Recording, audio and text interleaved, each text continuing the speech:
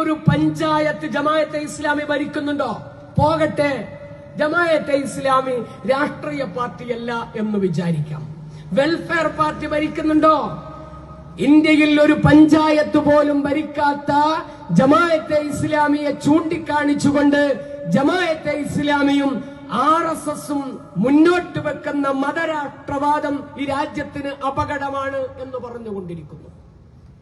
ജമാഅത്തെ ഇസ്ലാമി ഏതെങ്കിലും ഒരു തല്ലിക്കൊല രാജ്യത്ത് നടത്തിയിട്ടുണ്ടോ? വിഭാഗീയതയുടെ അജണ്ടയുമായി ജമാഅത്തെ ഇസ്ലാമി മുന്നോട്ട് പോകുന്നുണ്ടോ? ജമാഅത്തെ ഇസ്ലാമി ഏതെങ്കിലും തരത്തിലുള്ള വർഗീയ കലാപത്തിന് ആഹ്വാനം ചെയ്യുകയോ വർഗീയ കലാപം നടത്തുകയോ ചെയ്തിട്ടുള്ള ഒരു സംഘടനയാണോ? ഞാൻ ആവർത്തിച്ചു പറയുന്നു, ജമാഅത്തെ ഇസ്ലാമിയെ ന്യായീകരിക്കേണ്ട ഒരു കാര്യവും നമുക്കില്ല. പക്ഷേ മൂക്ക് കീഴ്പോട്ട് നിൽക്കുന്ന ഒരു മനുഷ്യന് സാമാന്യമായി ചിന്തിക്കാൻ കഴിയുന്ന ഒരു കാര്യം പറയണ്ടേ? അദ്ദേഹം വലിയ ബുദ്ധിജീവിയാണ്.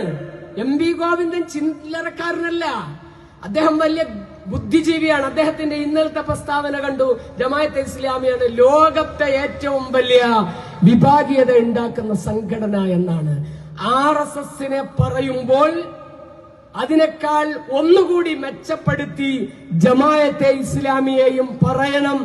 എന്നാൽ മാത്രമേ പൊതുബോധത്തെ തൃപ്തിപ്പെടുത്താൻ കഴിയൂ എന്ന് വിശ്വസിക്കുന്ന MV ഗോവിന്ദനും CPMനും RSSനെതിരെയുള്ള പോരാട്ടത്തിന് നേതൃത്വം നൽകാൻ കഴിയുകയില്ല എന്നാണ് സോഷ്യൽ ഡെമോക്രാറ്റിക് പാർട്ടി ഓഫ് ഇന്ത്യക്ക് പറയാനുള്ളത്.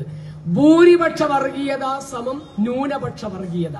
ന്യൂനപക്ഷ വർഗീയത ഈ രാജ്യത്തുണ്ടെങ്കിൽ അത് തുടച്ചു മാറ്റപ്പെടണം. എന്താണ് അതിൽ സംശയം? എന്താണ് അതിൽ സംശയം? ആർക്കാണ് സംശയം?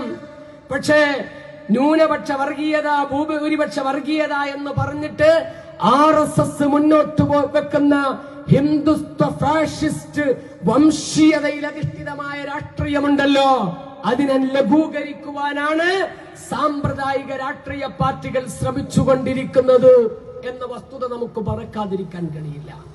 രണ്ടാമത്തെ കാര്യം, ഇത് വലിയ അപകടമാണ്. ഹിന്ദുത്വ രാഷ്ട്രീയത്തെ ചെറുതാ